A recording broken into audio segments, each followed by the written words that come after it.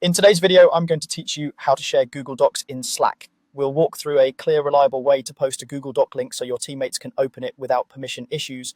You'll need access to Slack in a web browser and a Google Doc you're ready to share.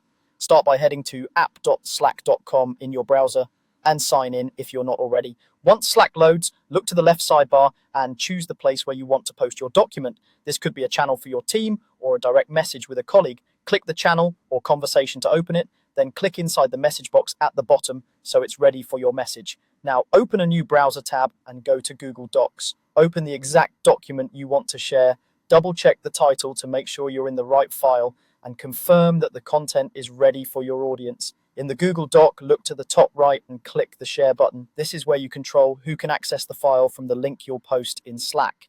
In the sharing panel, change general access to anyone with the link. This setting ensures that people in Slack won't get blocked by a permissions wall.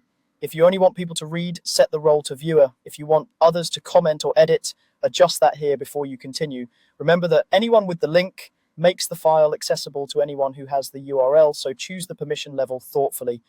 With the access set, copy the link. You can use the copy link button in the sharing panel or your keyboard shortcut. Make sure the link copies successfully. Switch back to your Slack tab and return to the message box you selected earlier. Paste the link right into the message field.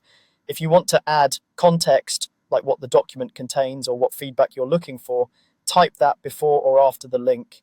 Slack will usually generate a quick preview with the document title so everyone knows what they're opening. When you're satisfied with your message, click send.